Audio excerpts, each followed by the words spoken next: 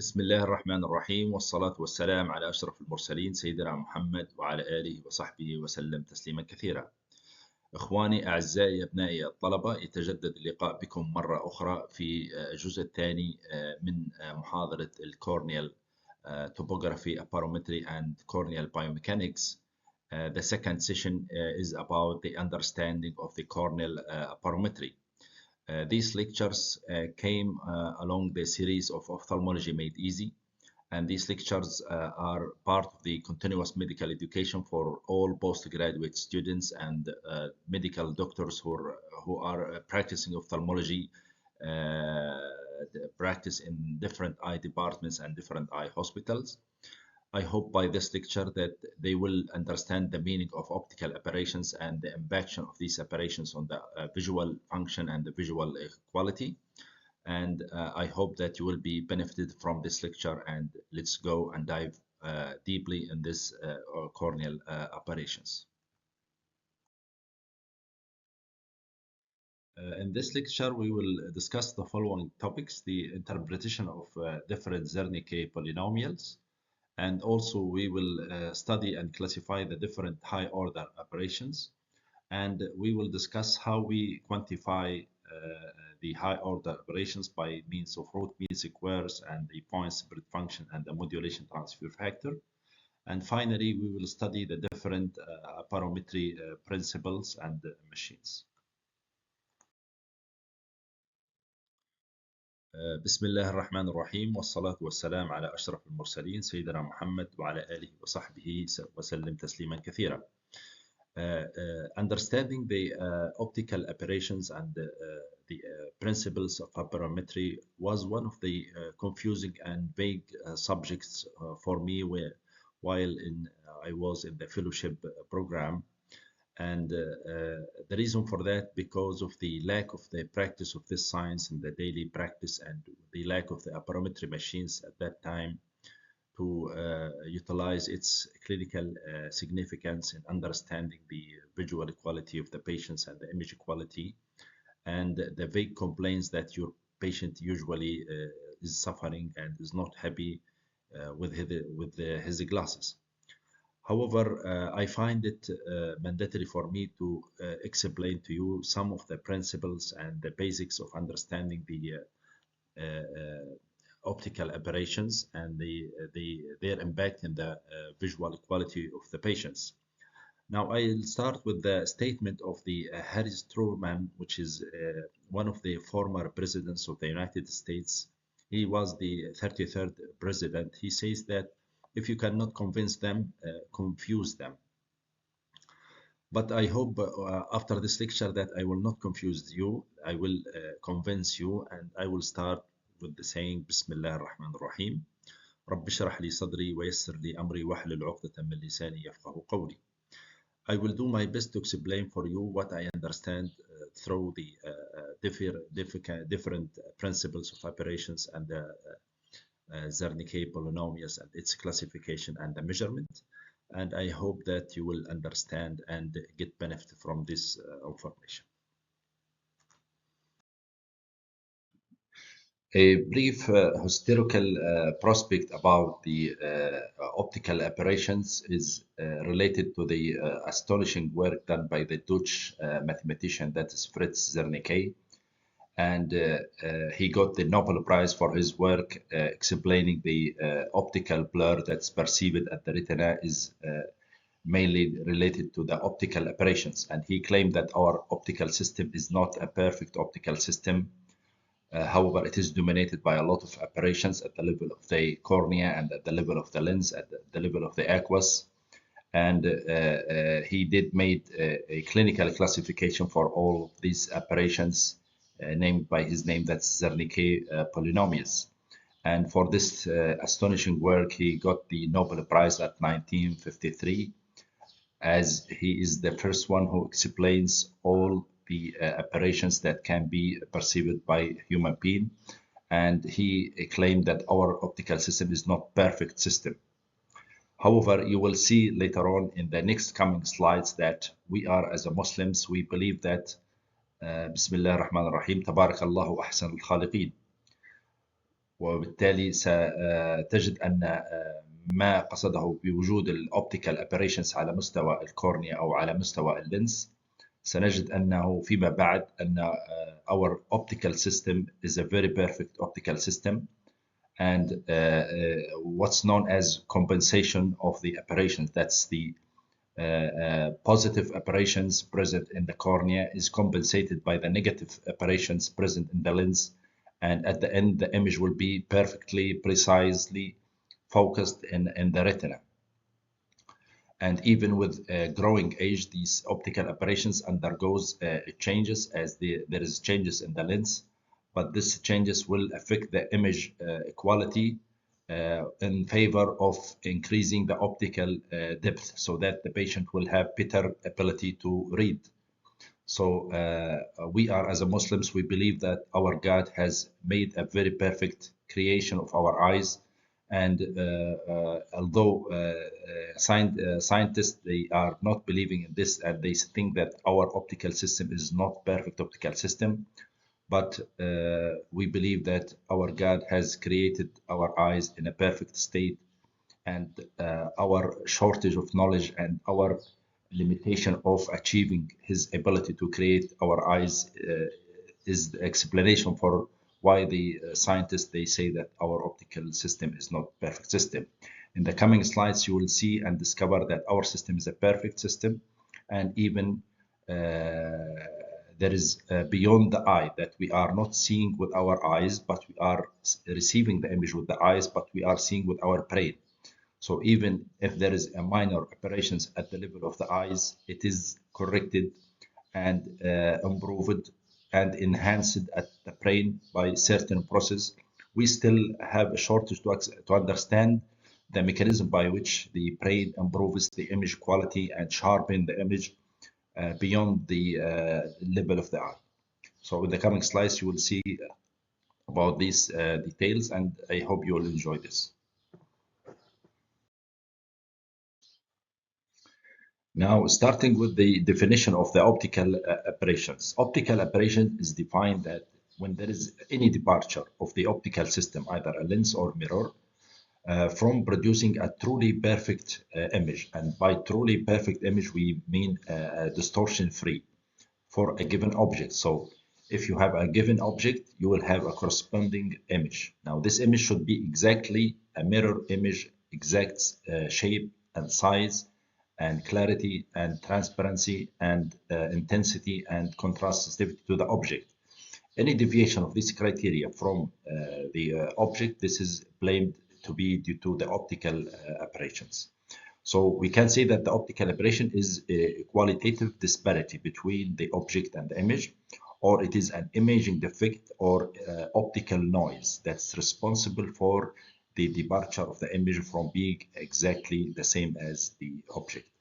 So we can say that if you have a point source of light, for example, in this picture, this is the image seen by the patient. So we say that the point not to the point. And the point, this is the object, is not to the point, that is the image. So there is deviation of the image picture from the object picture.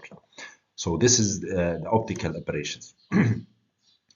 In reality, the first and second order aberrations are optically corrected by spherocylindrical lenses, and other aberrations, normally the human intelligence and the neuroadaptation mechanisms in the brain can compensate for the other aberrations that occurs in the optical system.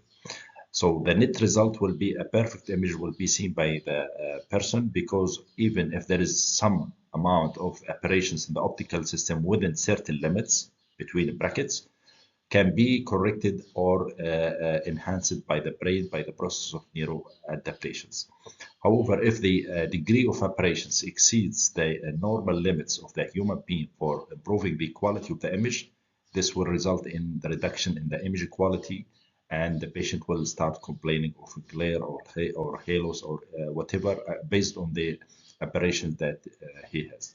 In the next slides, we will speak details about the classifications of the optical aberrations, and we see how we can correct them clinically.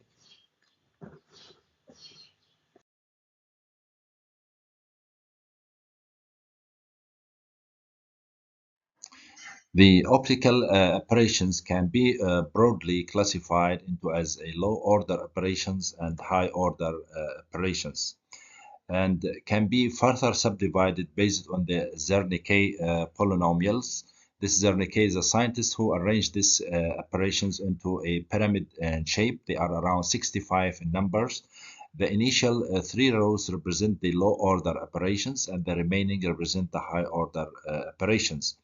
The low order operations usually due to refractive errors like myopia, hypermetropia, and astigmatism. And the remaining high order operations are for many reasons like keratoconus or post LASIK or post keratoplasty and so on. And he arranges Zernike arranged them in a vertical manner, in a radial manner, denoted by the letter N, and horizontally denoted by the letter M, and both are script and superscript to the letter Z, as you can see here in the inferior right corner of each polynomial. Now the other number, this polynomial, represents the order of this polynomial in this pyramid, and the more the number is, the more the complicated operations. So number 11, for example, is more complicated than number 4, and so on. So and then these operations is represented by color code. The peaks are represented by hot colors, and the valley by cold colors like the blue. And this number, as I said, the inferior left corner is extracted from this equation. So this is the general description or the classification of the optical operations based on the Zernike polynomials. Another important thing in the classification is that when you look to the base of this pyramid, you will find this M, and which has a negative values and a positive values. Now to the left half of this base of the pyramid, they have a negative value, and this indicate that the polynomial has been distorted in the vertical meridian. The vertical meridian, the rays are distorted in the vertical meridians, and they take the negative value. However, those with a positive value, that's the remaining half of the base of the pyramid, indicate that each polynomial is distorted into the horizontal meridian. So they have a positive value.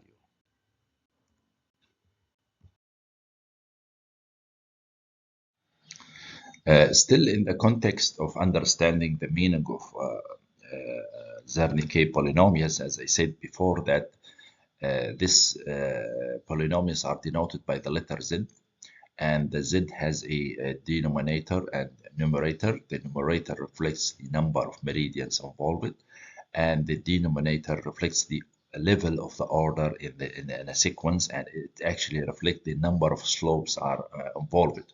So when Zernike organize or classifies these operations, he make them in a radial order like this, starting from the simple operations, that's the piston, and as the operation get complicated and more slopes are involved, so he organized them into a second order, third order, fourth order, and so on. So and each order has a number of meridians are involved, and also it has a relation or sign, that's to say vertically involved or horizontally involved. A negative sign indicates that it is vertically involved, and the positive sign indicate that it is horizontally involved. So this is the meaning of the Zernike letter, or as denoted here. Now for us the doctors, for the first order, which is known as the piston, and the second order, that's the tilt, doctors, they are not considering this as a real operations, because they represent a perception of the patient, and it is a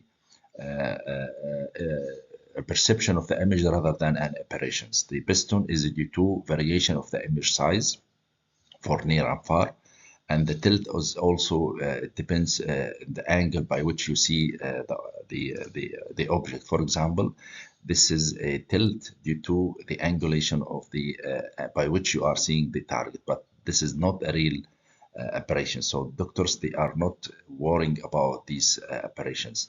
Now, for the second order aberrations, which represent the astigmatism, either vertically or horizontally, and also the defocus due to myopia or hypermetropia. Now, this is important because it is a low order aberrations and to some extent is a little bit reversible, that we can manage it by glasses or spherocylindrical lenses. And as I said, that the negative sign indicate that this is along with a vertical meridian, and the positive sign that indicate it is along the horizontal meridians. And the defocus means both the sphere and cylinders are involved. Now, if we come to the third order aberration, this is the important. Now, the high order aberration started from the third order aberration and go as you go on. Now, the third order aberration has a significant impact on the visual quality of the patients. And among the high order aberrations, there are certain are common and very serious. For example, the spherical aberrations is very important. And the coma and trifoil are also important. Now, this is, for example, the trifoil, how the trifoil appears by the patient as he's seen for. This is the third order aberration. This is trifoil, vertical and horizontal trifoil. So this is by which the patient can see these aberrations. And this is for the coma shaped, and coma means like the comet, يعني المذنب. It has a head and it has a tail. So this is how the patient will see a spot of light. When you throw a spot of light to his eye, he will see like this. And he can say that I am seeing this. So this is for the coma. Similarly, it could be vertical or horizontal. Both the trifoil and the coma belong to the third order aberrations. Now, the next important or serious aberrations that we will speak about it separately is the spherical aberrations. Now, this is the spherical aberrations that have a zero value because there is no specific meridian involved, but all the meridians are involved, but it is belong to the fourth order aberrations. Also, this is the secondary astigmatism as a fourth order aberrations, and the tetrafoil and the quadrifoil.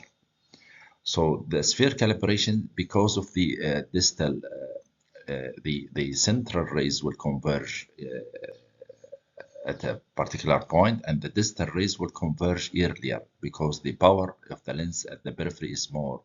So this will create a spherical aberrations that you have multiple foci, and you will have like this, the spot of light will appear like an airy disk. It calls airy disk. That's you have a central point of highest illuminance and highest resolution, surrounded by circular areas of dim and bright areas, which is make the blur of the patient like this. The red area indicates the maximum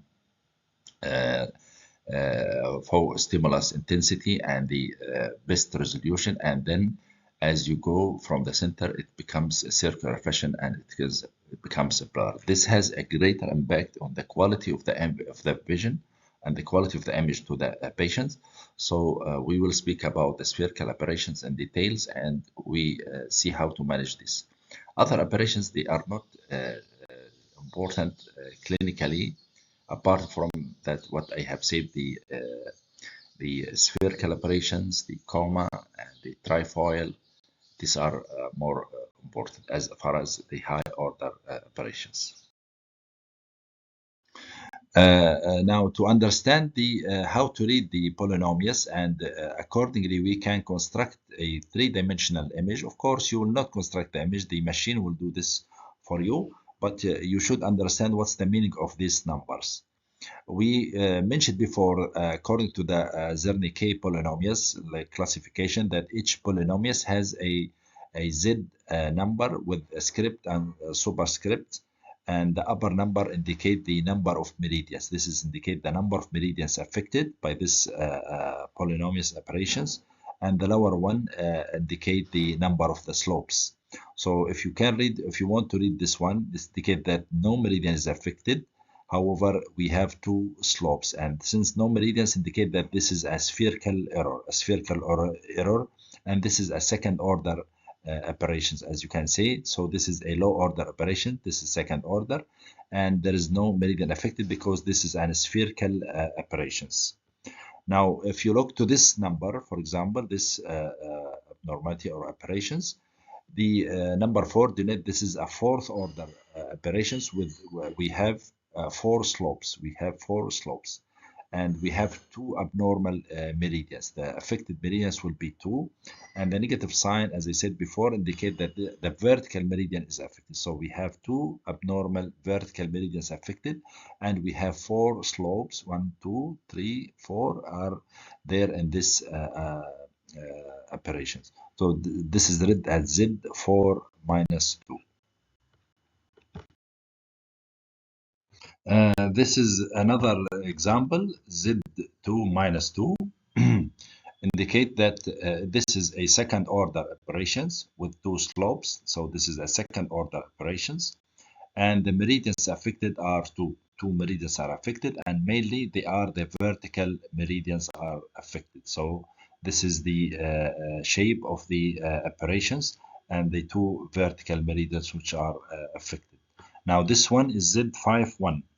Z51 indicate this is a fifth order operation, so this is more complicated. So there are five slopes there abnormal. You can see this is one slope, 2, 3, 4, then five slopes.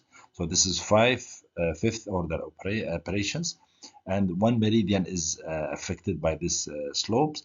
And since it has a positive sign, so this is the horizontal one is abnormal. So you can see the vertical totally normal, and the horizontal one is only affected.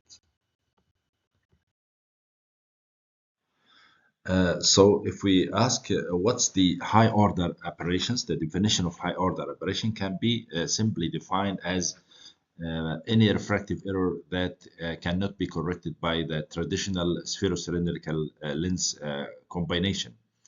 Now, for the assessment of the visual function for the patient, we rely on both the quantitative and the qualitative assessment. Quantitative assessment based on the degree of his visual acuity.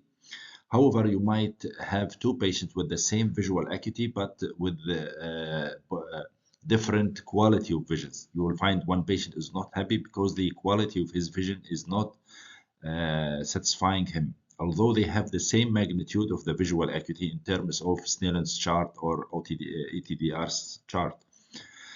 And the reason and the explanation for that is because of the presence of another variables, that's the presence of high order operations. This high order operation can be present in 10 to 15% of the total operations of the eye. As we explained before, that our visual system is not an ideal and optical system, so we have many operations playing in the background, and around 10 to 15% of these operations are high order operations. If you can see in this example, this patient has mainly a low order operations and minimum if any high order operations. So for this patient, I expect after the correction of his spherocylindrical error, this is because of the presence of the focus and the astigmatism. So he will have a very good visual performance and very good visual acuity. However, if you look to this example, this is a patient with keratoconus. You can see that he has many operations in the form of high order operations and low order operations. And majority of his RMS, that's the root mean value or root mean square, is because of the presence of high order operations. That's why this patient, even we correct their spherocylindrical errors, they have a poor quality of their vision, and they are unsatisfied and happy because of the presence of another confounding variables, that's the presence of high order operations. And that's why assessment of the and identification of the high order operation in this patient is very important to improve his visual quality and then improve his lifestyle. What's the common source of the high order operations can be classified into an inherent source within the eye system itself or induced by any intervention to the eye. Now, the most common and the commonest causes of high order operations is abnormality in the tear film. Now, the abnormality in the tear film is very important that when you take the picture of your patient for determination of the high order operations using the Aberrometry, and if you find any fluctuation every visit, so you should suspect that he has abnormality in the tear film.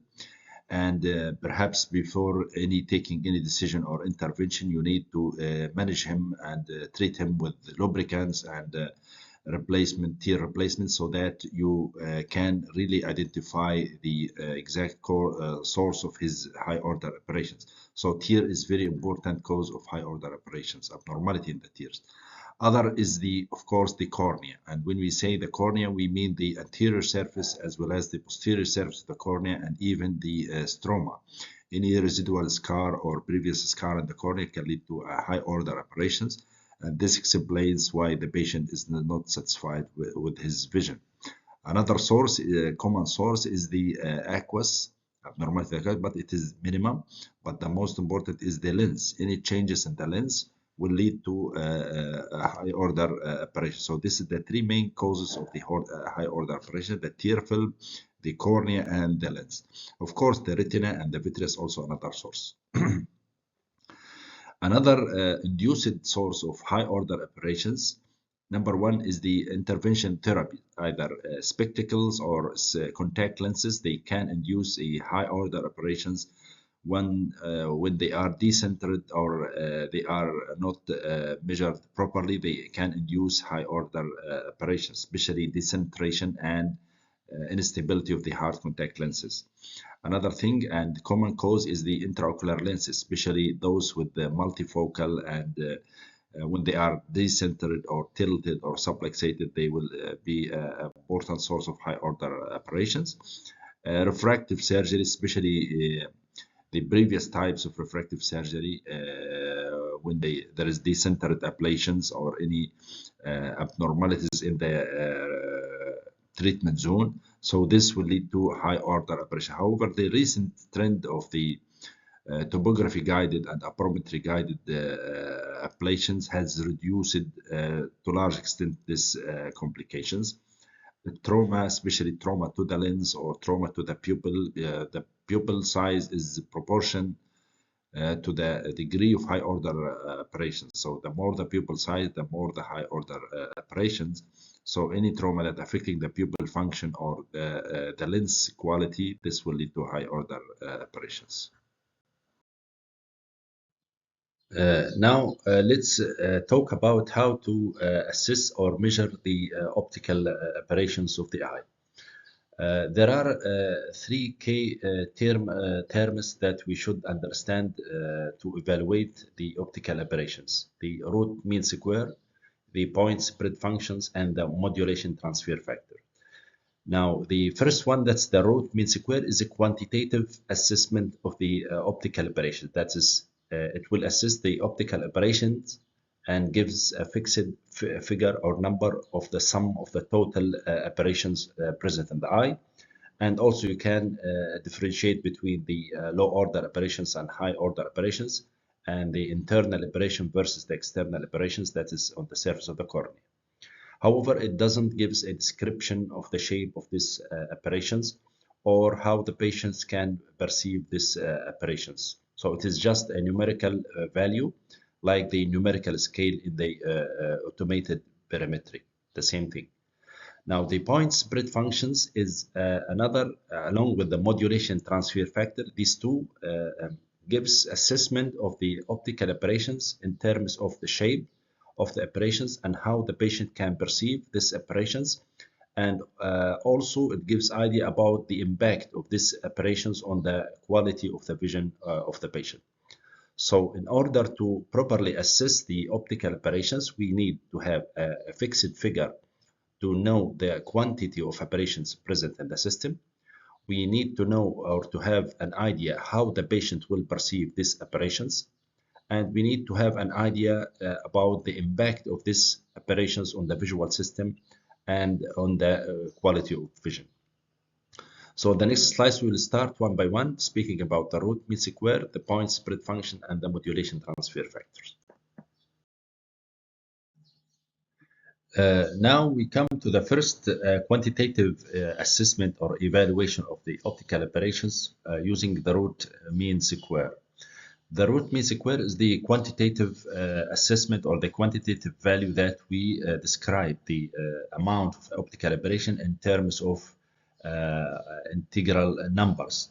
So it gives you a figure how much the optical aberrations the patient is suffering, but without description of the nature of these aberrations or the shape of these aberrations. So it gives a description of the quantity rather than the quality. So how it is measured? It is measured by when we have the wave front, the apparated wave front is compared with a planar, and any deflection or peak is measured in microns, and any valley is measured in microns, and the sum of these microns deviation from the normal is estimated, and we take the mean, and through a special mathematical calculation they take the root of the mean square, and we will come up with a fixed figure that represent the operations of the patients. And more, we can define which structure is responsible for these operations, that is the cornea or the internal organs or the lens and so on, so that we can identify the internal operations and the external operations due to the cornea. We can differentiate between high order operations and low order operations. The normal average for a 5 millimeter diameter, and this is very important. When we take the operations, we have to take it for a 5 to 6 millimeter pupil diameter. The normal aberrations is around 0.27 in the positive side microns. So the root mean square average normal value is plus 0.27. And this represents an approximate amount of defocus of 0.27 diopter. So this is a positive value of the operations due to a positive root mean square, and it is mainly due to spherical operations. As we explain later, the impact of this positive value on the improvement of the depth of focus and enhancement of the reading capability of the patients. As I said earlier, that the spherical aberrations or the amount of the root mean squares that's present in the cornea is around plus 0.27. And in a young patient, this is also compensated by the presence of the negative aberrations or negative spherical aberrations of about minus 0.27 microns. So in a young patients, both the positive aberrations of the cornea along with the negative aberrations in the lens will compensate each other. And for a young patient up to the age of 45 years, so he should have no significant spherical aberration, and this improves the quality of his vision and sharpens his image. However, beyond the age of 60 now, the lens start to be changing. The aberration will start because it changed the sign from being negative to become a positive, and this will increase the positivity of the root mean square and the spherical aberrations, and this shifts the spherical aberration toward the positive side. So this will increase the depth of focus, and this will increase the capability of the person to read with a large depth of focus. The increased depth of focus will increase the capability of the patient to read, even he has a compensated or decompensated accommodation. But to some extent, within a certain limit, the patient can overcome this by the increased depth of focus due to the positive spherical aberration. So this is some sort of age-related processing done by the eye, so that it improves the ability of the patient to read. So to understand what I have said earlier, that the cornea have a positive spherical aberration of around 0.27, and this lies within this area. There is a range between 0 to plus 0.35, and the lens has a spherical aberrations which is in the negative side is around minus 0.27, and both of them at a young age group will compensate each other, and as a result, the patient, when he's young at the age of 90, the sum of the ocular aberrations or the spherical aberrations is equal to ranges between 0 to 0.1, which is very minimum amount, and this will make him has a very perfect and precise vision.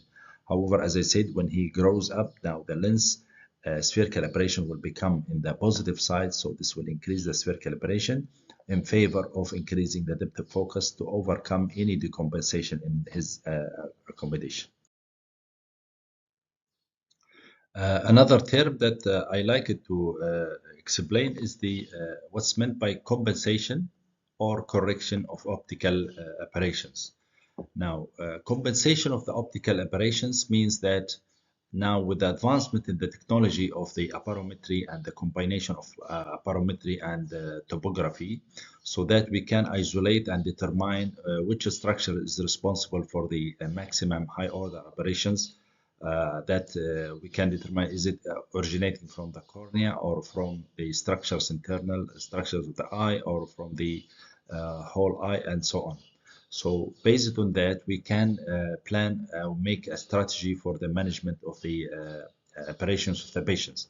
Now, the most common aberration and the most one that we can handle is the spherical aberrations and the first and second order aberrations.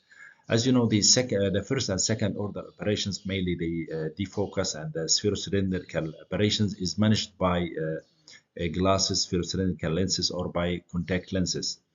And the spherical aberrations, we can manage them to some extent by compensating the spherical aberrations by the intraocular lens implantation of aspheric lenses or spherical lenses to manage the spherical aberrations of the patient and keep it within the normal acceptable range, or according to the patient's need for reading or image clarity. So this is called compensation of the spherical aberration, that we don't targeting the main structure that's responsible for the aberrations, but we try somehow to compensate. For example, we have a negative spherical aberrations, we compensate it with a positive spherical aberration, and so on. If we have a positive spherical aberration of the cornea, we compensate it by implanting a aspheric lens with a negative spherical aberration. So this is called compensation. However, if the patient has high order aberrations and the contribution of the spherical aberration is not that much, and he has plenty of high order aberrations that affect his vision and the quality of the image of the patient, at that time we will target the structure that's mainly the cornea to manage this high order aberrations in the form of topography guided ablations or wavefront guided ablation, so that you can improve the quality of the vision of the patient by directly targeting the structure which is involved. So this is called correction of the optical aberrations. So compensations means that we modify one structure to compensate for the aberration from the other structures. However, the correction is directly targeting the structure which is responsible for the aberrations. After finishing the root mean square, which represent the quantitative assessment or evaluation of the optical aberrations, now we come to the first functional assessment, that's the point spread function. We said that we can functionally assess the aberrations by the point spread function and the modulation transfer factor. Now, the point spread function represent the shape, how the patient will perceive the image after get confronted with the abnormal aberrations that due to his optical system. So this is first used as educational tools that you can show the patient how his visual system is functioning, and he will confess that yes, I am seeing like this or I am seeing like this. So this is, first of all, it is a educational tool for the patients. The second thing, we can study the whole aberrations of the optical system, as well as we can study the aberrations separately. We can study the point spread function for the cornea, or for the point spread function for the internal organs and the whole eye, so that when we want to take a decision about the management of the patient, we should not look to the effect or the impact of the aberrated rays on the visual function of each organ separately. I mean the cornea or the internal structures, but we have to look to the all. Why this? Because sometimes the aberrations in the cornea will compensate the internal aberrations, or the internal aberrations will offset the aberrations of the cornea. So this is called as compensation. There is a compensation. So when we want to study the effect of the aberrations on the visual function, we have to study the impact in the whole visual system. And this is said to be that the whole eye is better than the sum of its parts. And this is very important. And even more, the eye is not like the camera. The end point is not the retina. Even there is mild aberrations in the visual system, still there will be some further smoothening and processing which will underwent in the brain, the neuroadaptation and the brain intelligence. And this is very important because the human being are adaptive to some sort of optical aberration that's known as native aberrations. Native aberrations means present from the beginning, and the brain is learned how to overcome these aberrations to have a better resolution of the image. However, if we interfere just to clear or to treat some of the aberrations, we ourselves might induce some aberrations in the optical system. And these artificial aberrations might not be easy for the brain to overcome and undergo some processing or smoothening for it. So we should be very careful when managing or dealing with a patient with high order aberrations. We should really decide or determine which patient really in need for interventions, and we need to interfere to improve the quality of his vision. If the patient is satisfied and happy and he has good reasonable visual functions, better not to interfere with him unless we clinically and subjectively and objectively we note that there is a significant aberrations in his optical system, and we feel that if we interfere in such a way he will be benefit and we will improve his lifestyle. At that time we have to interfere. So again, the point spread function represent that what the patient sees, and this is at the retinal plane. And what we are seeing in the Aberrometry operations or the Zernike polynomials, this is at the pupillary plane.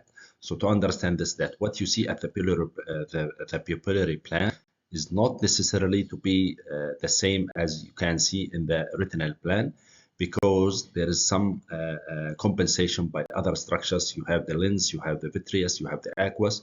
So aberrations in the anterior part of the eye can be changed and compensated till it reaches to the retina.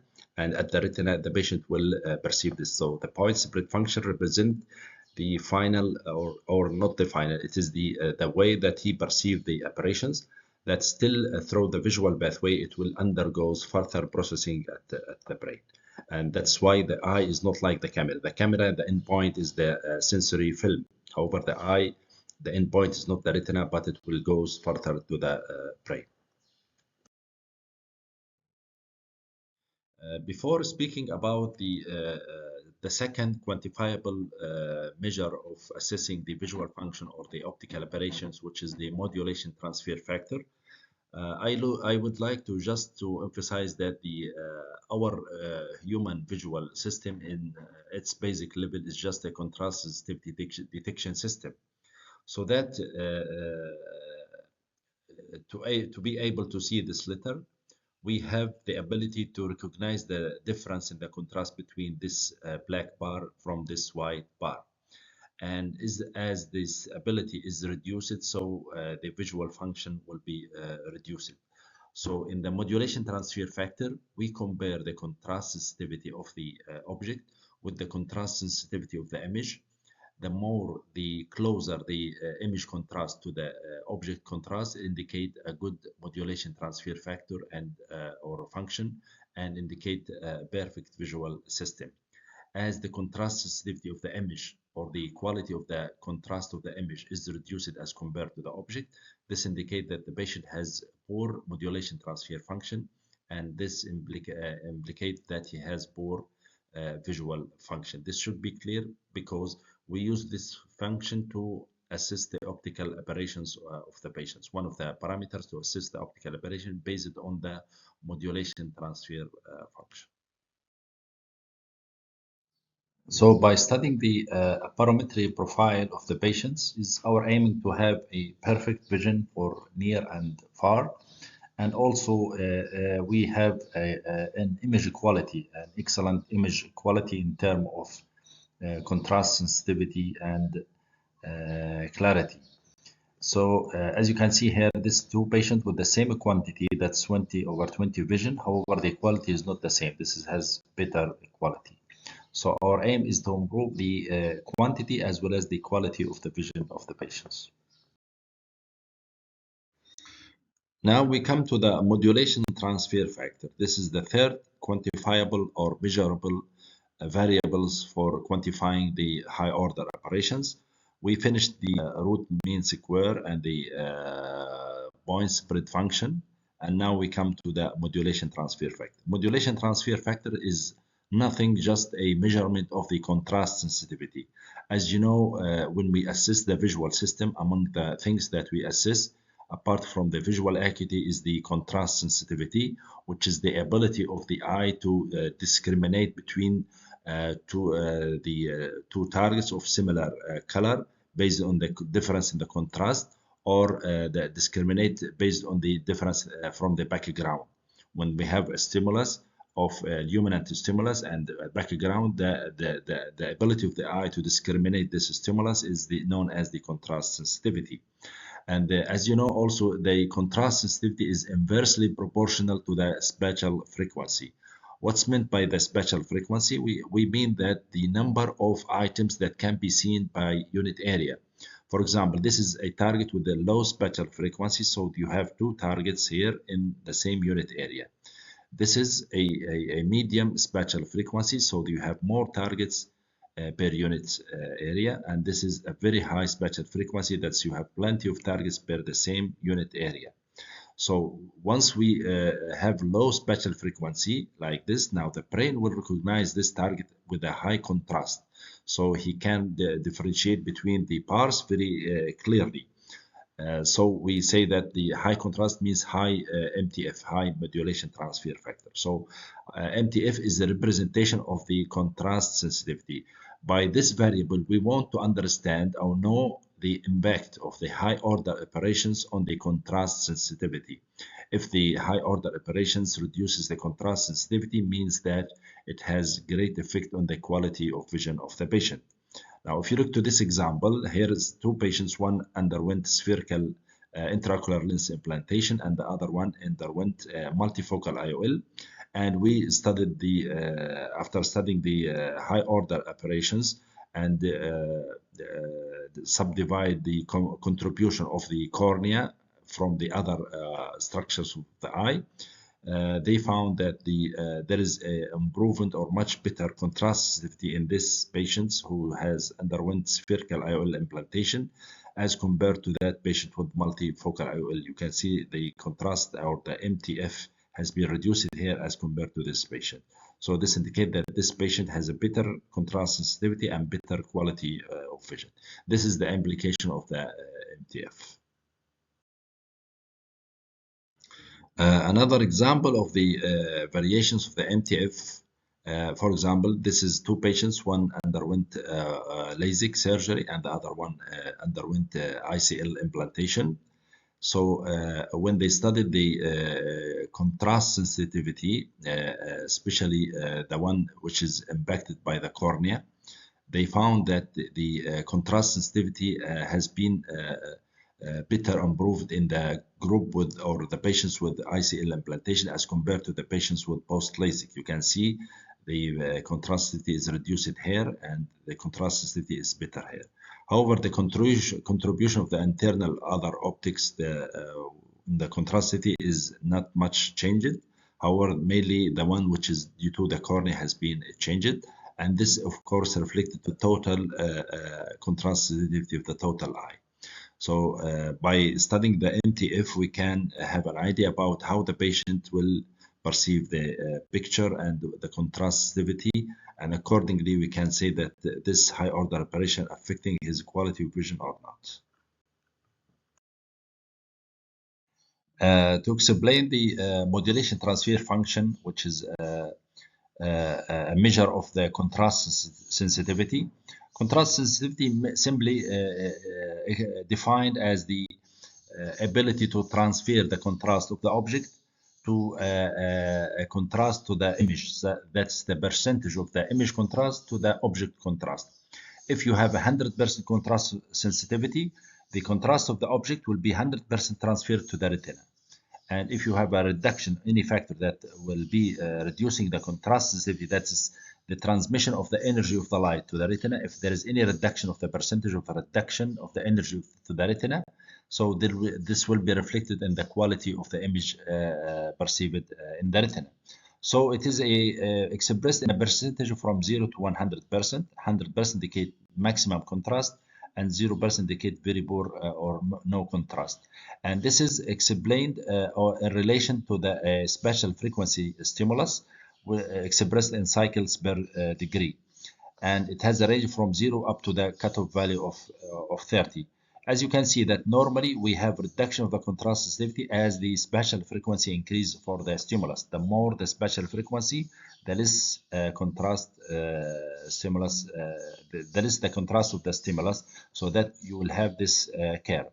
Now the red box indicate that this is the dangerous box, that as long as the contrast sensitivity, this is the yellow curve, is above this contrast, indicate that you have a reasonable contrast sensitivity.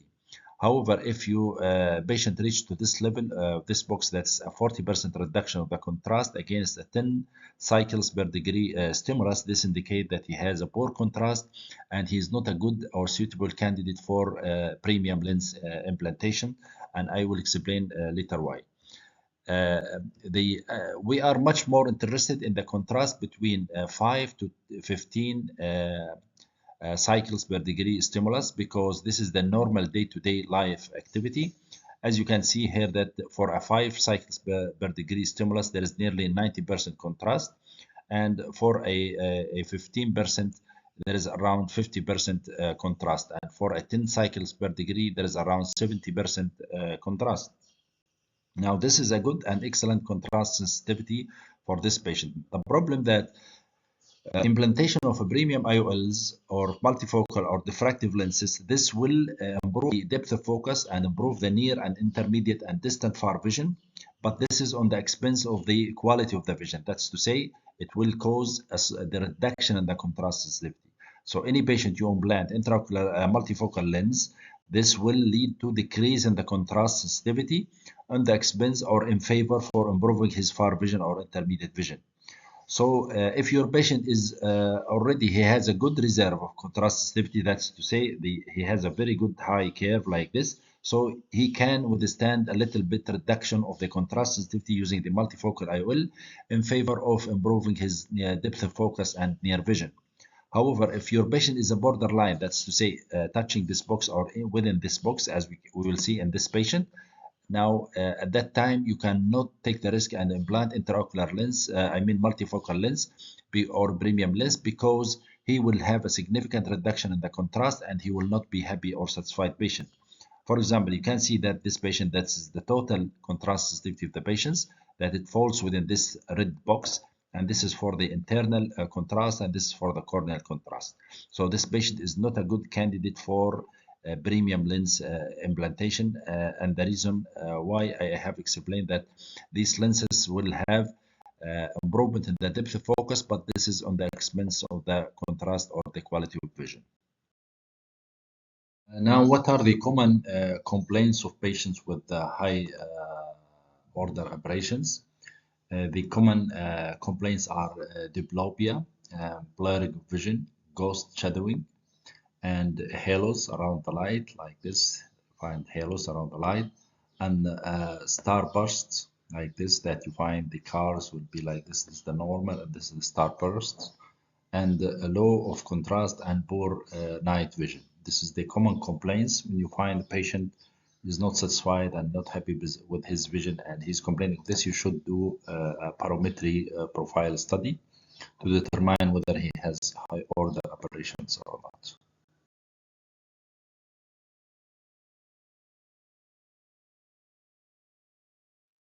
In this animation, I will show how the ideal optical system will behave when it faces a coming rays. So all the rays will be focused in a single point, and a perfect focus will be created. And even the rays which is coming out of this reaction will be maintaining the spherical appearance, so that it is an ideal system. However, when there is a non-ideal system with spherical aberrations, now the rays will not be in a single focus, but it will be more than one focus, and this create a circle of focus, so it's named as circle of confusion. And even the outcoming rays will lose its spherical appearance, and that's why it's called spherical aberrations. So the difference between the ideal system and the spherical system, as you can see, instead of single point of focus, will be a line of focus and a circle of confusion. And also the symmetry, you can see the rays are symmetrically distributed on either side of the focus. However, the symmetry has been lost here. As you can see, this area is more broader as this area, and this will be reflected on the point spread function. Now, the point spread function reflect how the patient will see a point source of light.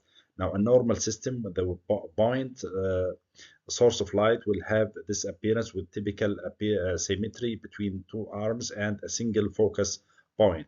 However, this is because of the circle of confusion. Now there is elongation of the spot of light, so there is discrepancy between the picture seen and the object seen.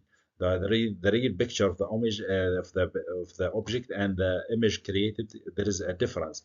Also, there is loss of symmetry. As you can see here, this arm is not different than this arm. So this is create the spherical aberration, or what's known as the coma appearance.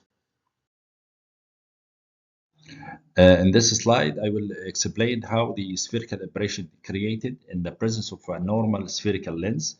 The peripheral rays will be converged proximally as compared to the central rays, which will be focused more distally. So there will be a spectrum of foci, and this is called the circle of confusion. And this line represents the circle of least confusion, that's the sphere equivalent.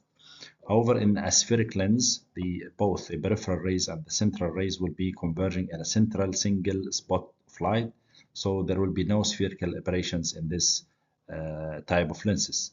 And as a result, the image quality in this type of patients will be much more than the image quality in this patient. Although the presence of mild degree of spherical aberrations is useful in increasing the depth of focus, as we can see in old age, the spherical aberrations of the lens will get increased and more in the positive side, so that this increase the depth of focus and help the patient for carrying out near tasks and, for example, reading. But this is to a limited extent. And as a result of the spherical aberrations, the patient will complain of some glare and ghosting of the image, and also the sunburst as seen in the trifoil, and some coma aberrations like ghosting and halos. So as a result, this is the patient perception of the image, and accordingly he will complain of the glare and ghosting and the sunburst.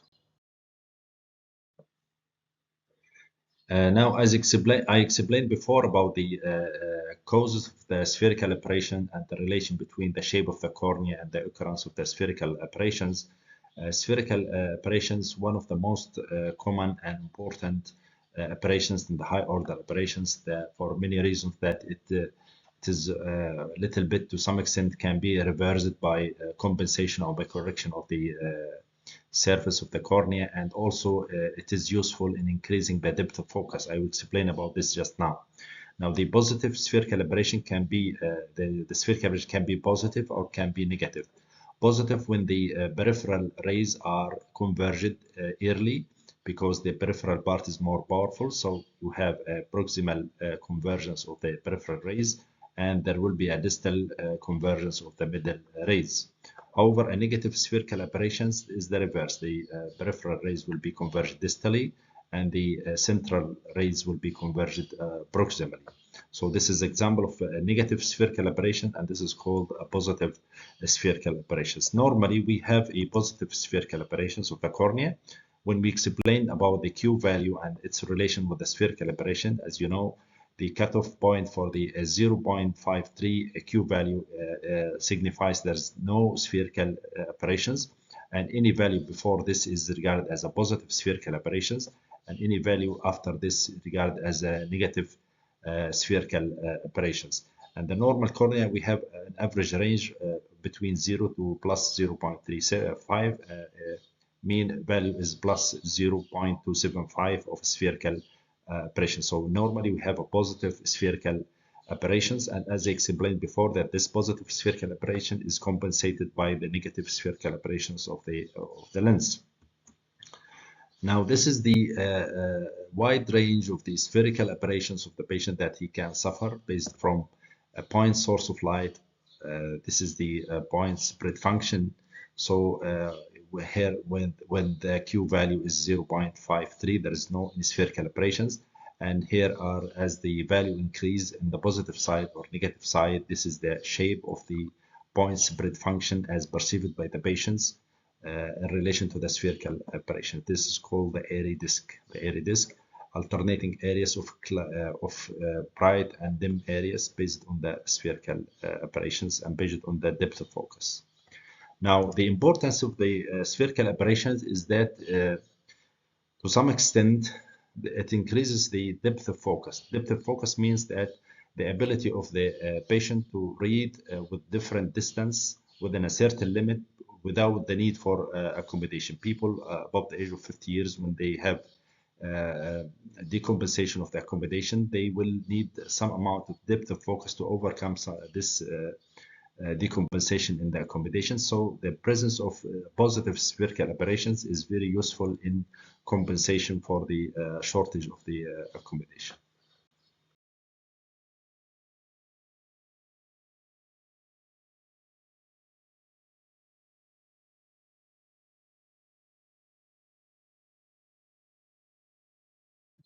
As I said, that the zero order and the first order is clinically insignificant to doctors, as they regard these as not an aberrations, but a visual perception of tilt or a change in the image size rather than an aberrations. Now, the second order aberrations have a great significance because, as I said, that this is very reversible, either with the simple means like glasses or contact lenses, or even with the refractive surgery in the form of LASIK. So the second order vision is very common, and most of the aberrations that is within the eye is due to the second order aberration, either in the form of defocus, and by defocus we mean that myopia and hypermetropia, and astigmatism, either with the rule or against the rule astigmatism. Now, for the other important aberrations is the spherical aberrations. This is also among the high order aberrations, the most common and the most important impact on the quality of vision due to high order aberrations due to spherical aberrations. So the third and the fourth order operation, high order aberrations, has a greater impact on the visual quality. The third and the fourth orders. But the spherical aberrations is very important in the high order aberrations. And these spherical aberrations can be managed by many ways, starting from spheric lenses to a custom ablations with LASIK, or what's known as spheric LASIK. So as I said, that the second order aberrations can be treated by glasses or contact lenses, or with standard LASIK treatment, or with spherical IOLs. However, in the presence of spheric aberrations, now we can use the aspheric IOLs, and also we use aspheric LASIK for customized ablations. What's called aspheric LASIK. Okay. Among the high order aberrations that has statistically significant impact on the quality of the vision is the coma aberrations and the spherical aberrations. The coma aberrations can be negative or positive, as I said before, based on the meridian involved, if it is along the vertical midlines or the horizontal midline. So if it is along the vertical, it will be negative. If it is along the horizontal, it will be positive. The other difference between coma and the spherical aberrations, that coma shows variations of the keratometric power within the central part of the cornea within the visual axis. So you can see that the inferior part is more steeper than the superior part, and this is more in favor of vertical coma. In the positive coma, you can see that the inferior part is less powerful than the superior part, and all this within the visual axis. In the spherical aberrations, the variations of the keratometric power is along between the central part of the cornea and the peripheral part of the cornea. So that's why you have a different powers of the cornea between the difference between the central and peripheral part of the cornea. And if it is positive like this, that's the central part is more is less powerful as compared to the periphery. This can be seen in a normal patient or in a patient who underwent myopic LASIK ablations. However, if the central part is more powerful as compared to the periphery, so this is you think in the patient who has done hypermetropic LASIK ablations. Now, the other important spherical aberrations is the defocus, which belong to the second order aberrations. In the defocus, you will find a single spot of focus either in front of the retina, which is due to myopia, or behind the retina, which is due to hypermetropia.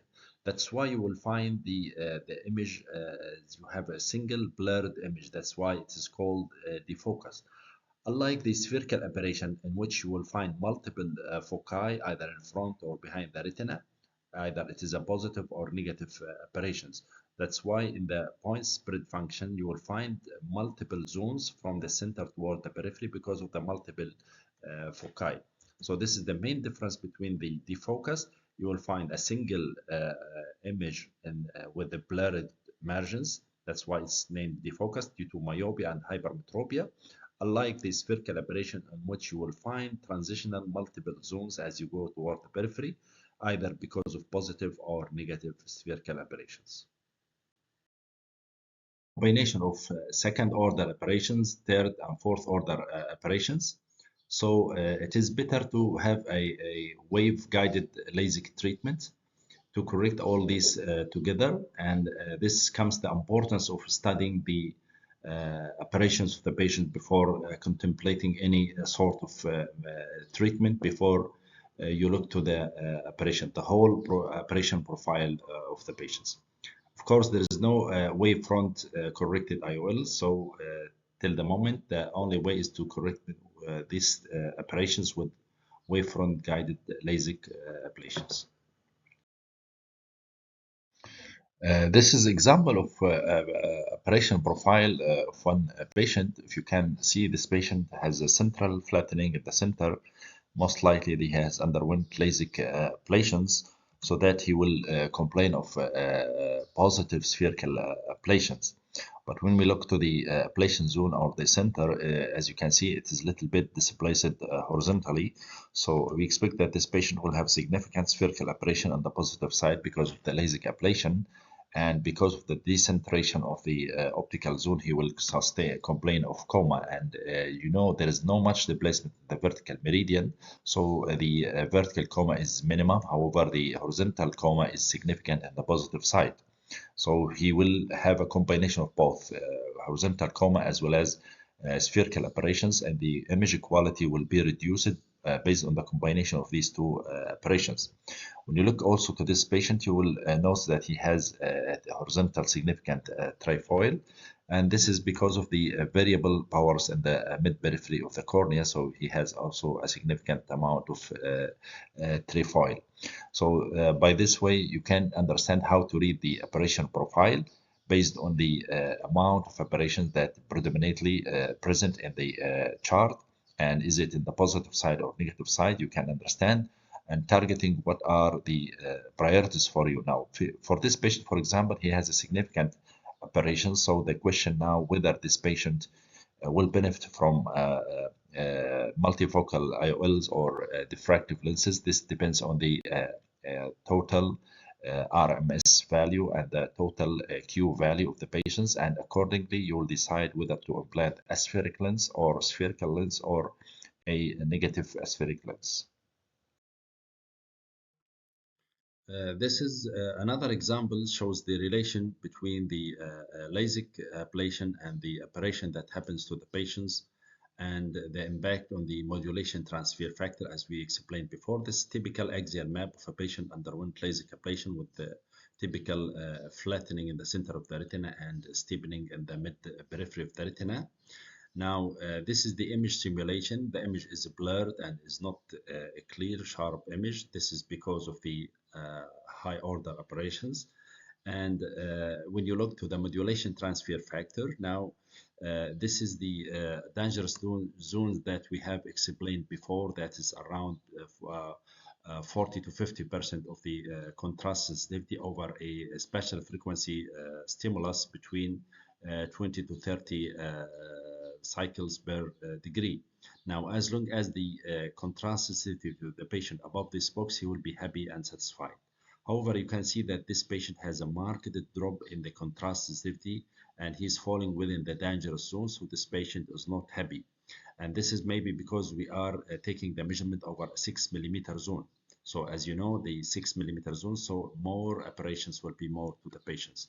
Now look what happened when we take the same modulation transfer factor. If we take it over a 4 millimeter zone, so we constrict the pupil a little bit and take the simulation. Now the simulation is better, as you can see, and still the patient, the modulation transfer factor curve is better now than the previous one, but it is still falling within the dangerous zone, so he's not totally happy and not satisfied.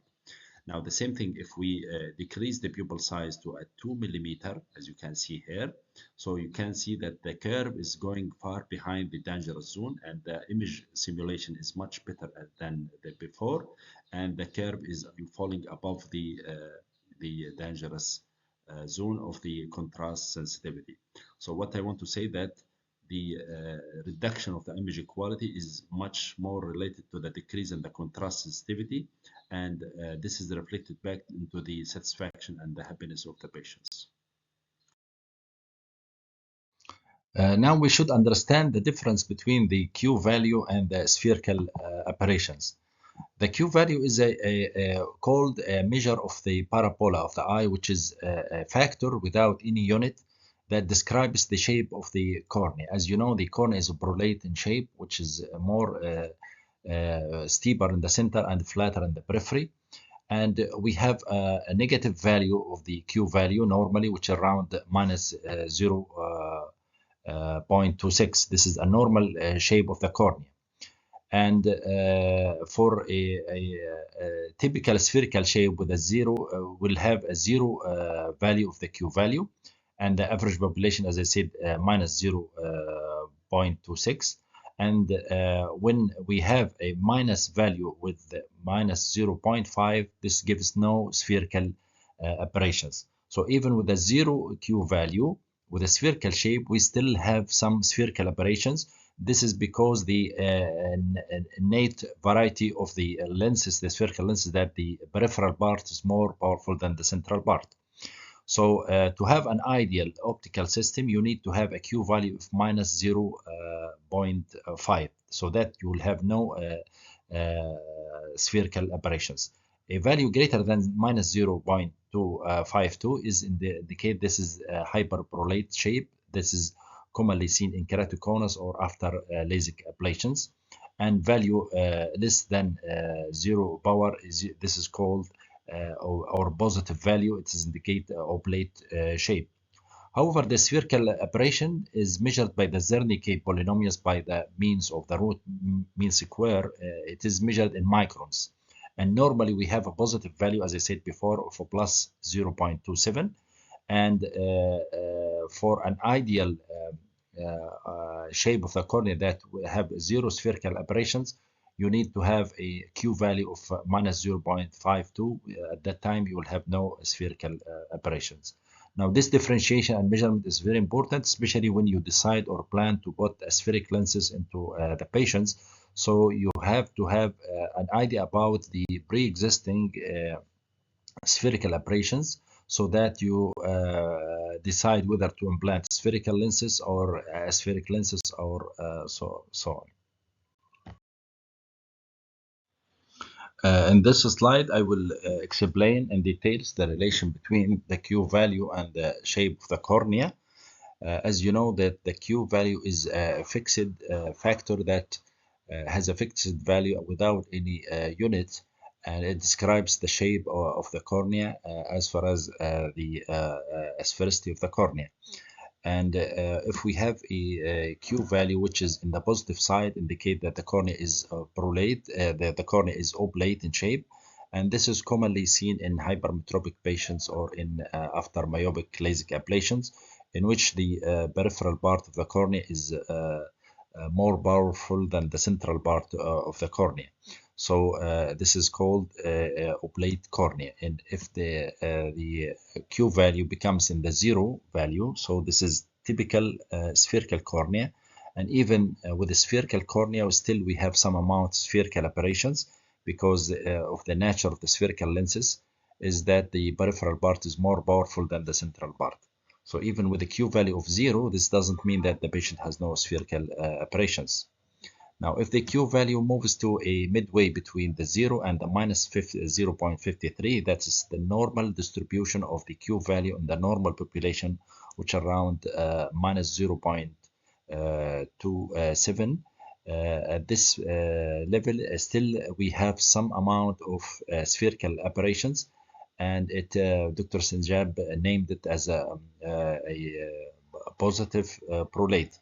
Why positive prolate? Because at this level we still have a positive spherical aberrations. So this is a mild degree of prolateness, but even though we still have a mild degree of spherical aberrations in the positive side.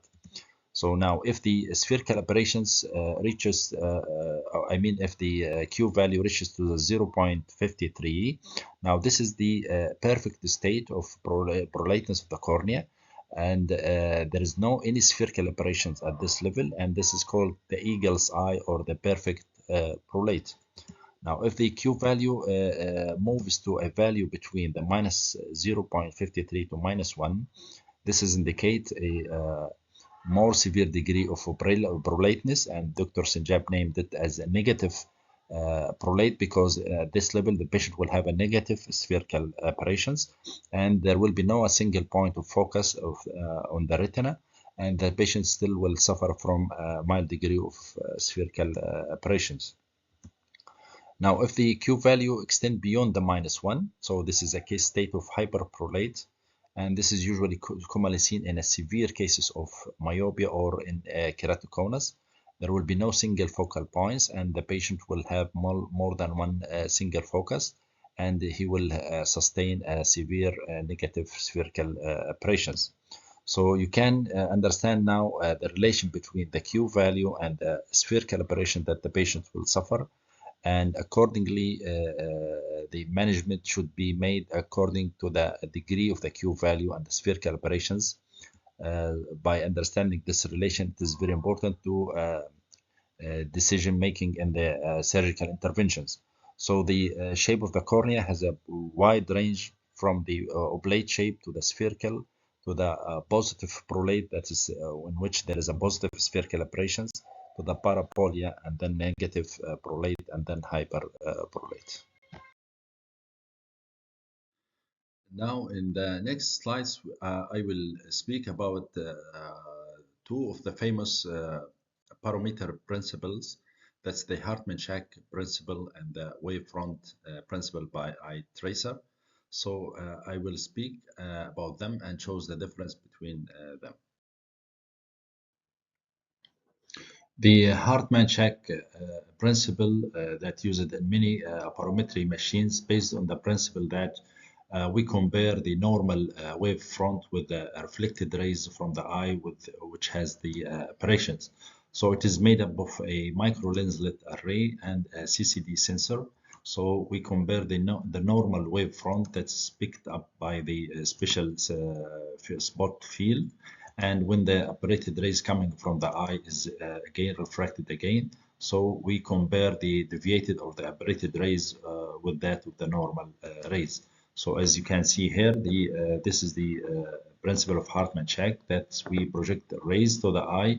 So when they pass to the eye, they get reflected back. Now the reflection back will be aberrated rays captured by the same lenslet and displayed here by the CCD image. And we can determine the aberrations based on the Zernike polynomials, and we construct a two-dimensional map. That's the point spot function, point spread function, and the Zernike polynomials.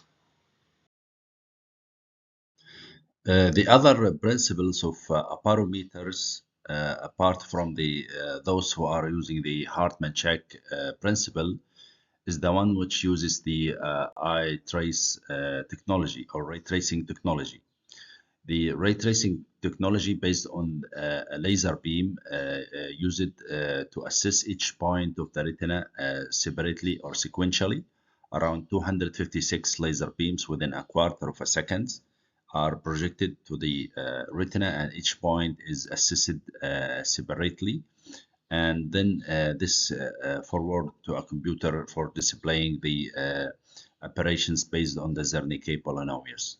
Now, the classical example for this technology is the eye trace wavefront apparameters, which is an integrated apparameter that uses the topography along with the Aberrometry. And this makes it superior to other apparameter machines, that it study in details the surface operations from the cornea using the topography, and the internal operations from the retina using the apparameters. And accordingly, it can separate the source of the operations of the eye from each part and each structure of the eye. This is the eye trace. So our discussion will concentrate in the eye trace, as this is the most recent one, and most of the studies based on the eye trace.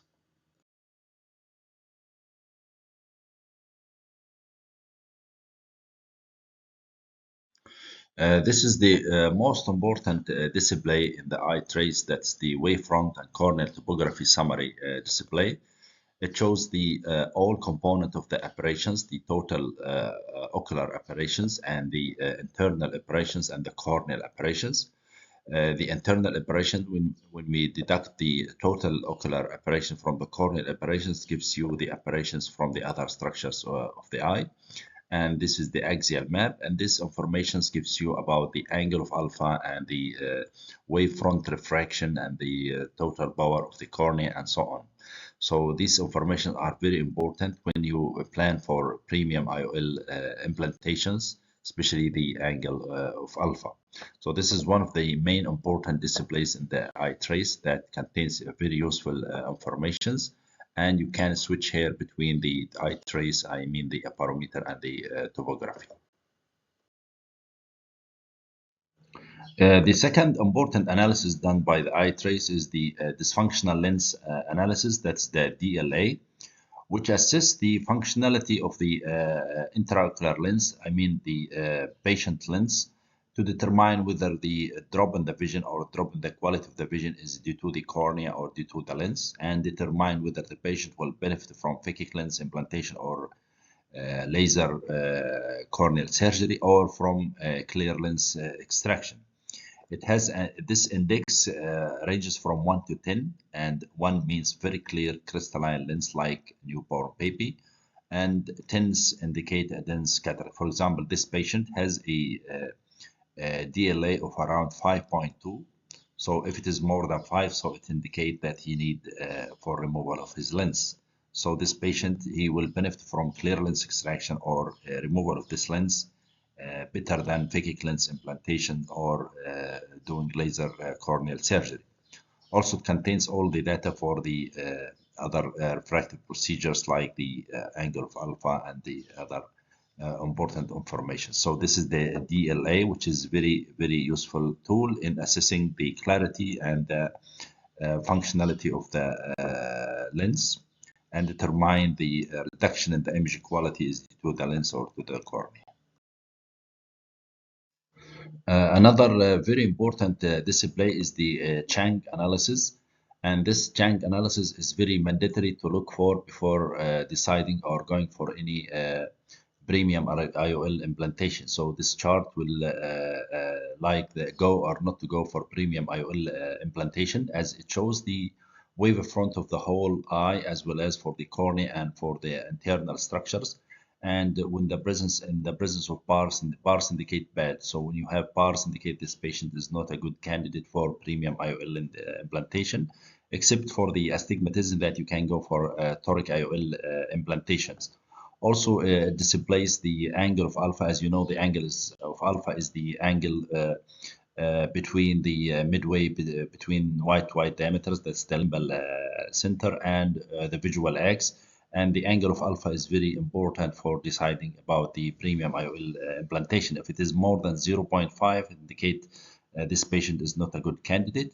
And also the angle of kappa, which is the angle between the pupillary axe and the visual axe, and this is very important in deciding for LASIK or laser corneal refractive surgery. And also, as I said before, that the Chang analysis displays the each type of operations present, and accordingly you can decide which operation is predominantly affecting the quality of vision of the patients, and accordingly you can decide whether to go for corneal refractive procedures or for spheric or premium IOL implantations. And you can see the display also in 3 dimensions or in 2 dimensions like this bars, and determine what's the predominant aberrations. For example, this patient, you can see the predominance of spherical aberration as well as the trifoil, and this is also the astigmatism as a main source of optical degradation in this patient. This is another important display, which is the MTF, that's the modulation transfer function, that represent the contrast sensitivity of the patients against different sizes of the stimuli.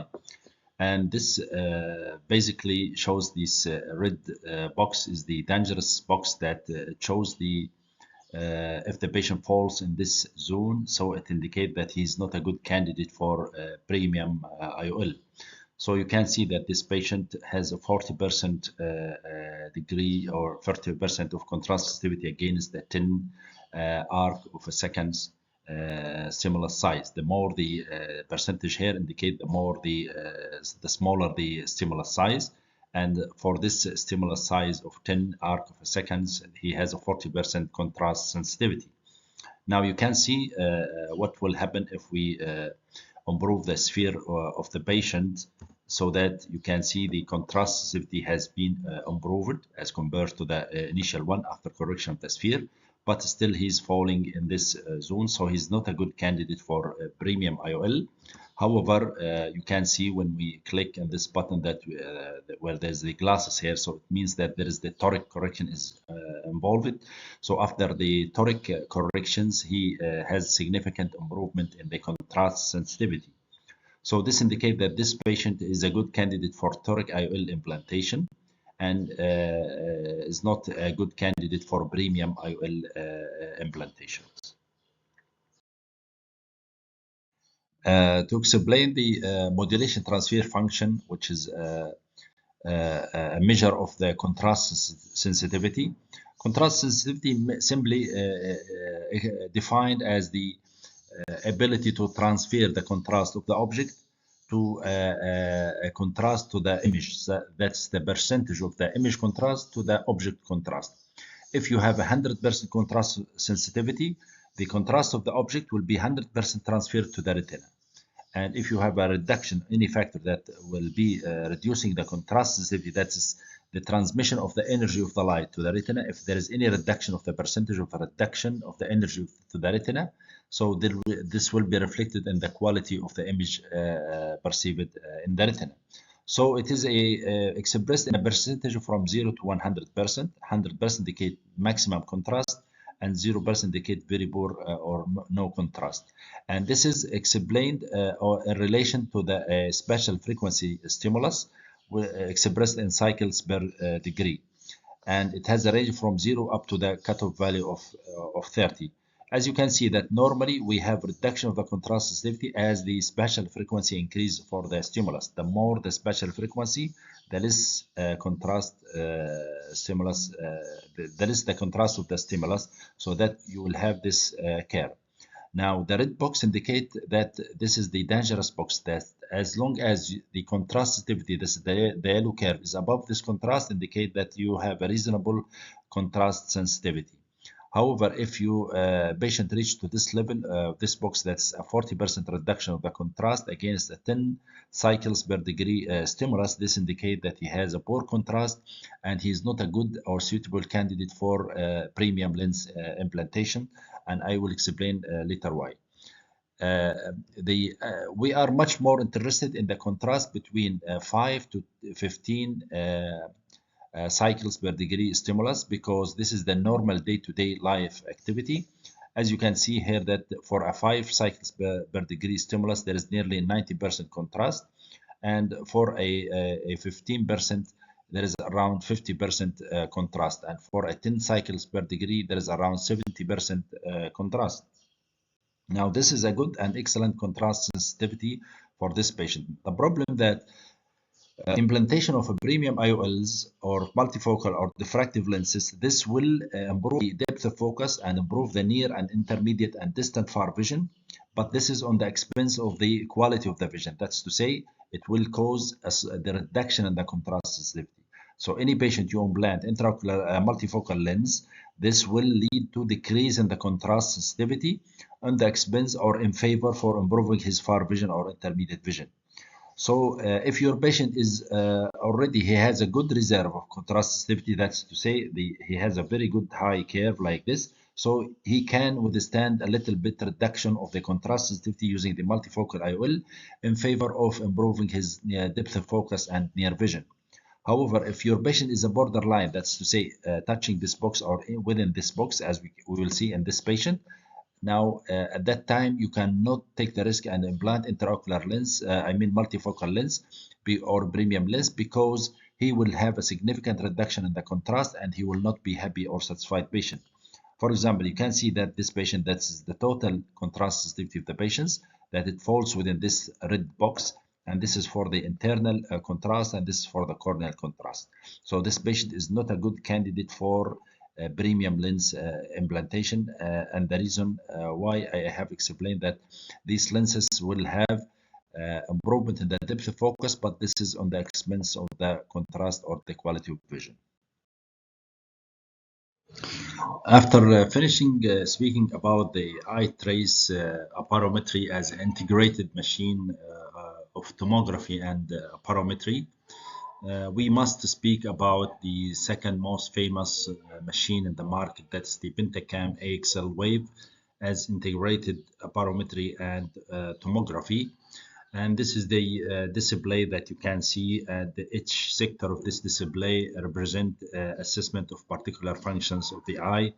The classical and the traditional appearance of the display. The right sector shows the different keratometric readings, including the total corneal refractive power map that assists the total power of the cornea, and this very useful in planning for toric IOL implantations, and also the other parameters, including the K readings and the pupil size at night, at the daytime, and mesopic visions.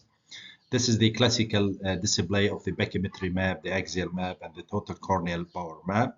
And this is also contains the important information, the relation between the back to front surface of the cornea to determine whether the patient has underwent LASIK surgery before or not, and also the chord mu and chord alpha, which is used in the assessment of angle of Kappa and angle of alpha in the LASIK surgery, as well as in premium IOL calculations. Also, the assessment of the visual performance by assessing the aberrations from the corneal surface, anterior surface of the cornea, and the aberrations from the internal structures, and the total aberrations of the eye based on the point spot function, spread function, and the modulation transfer modulation factor.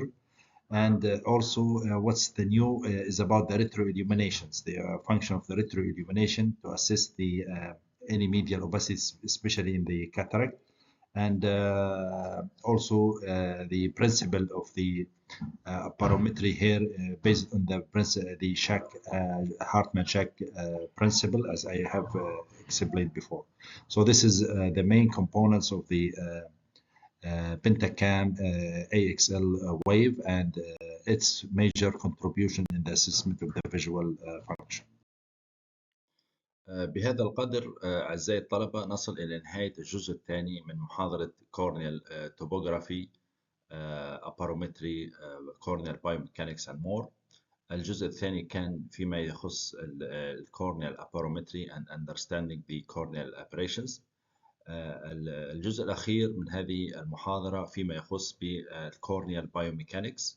سنتعرف على a new concept of corneal biomechanics and its role in understanding or prediction or early detection of keratoectatic disease, especially keratoconus.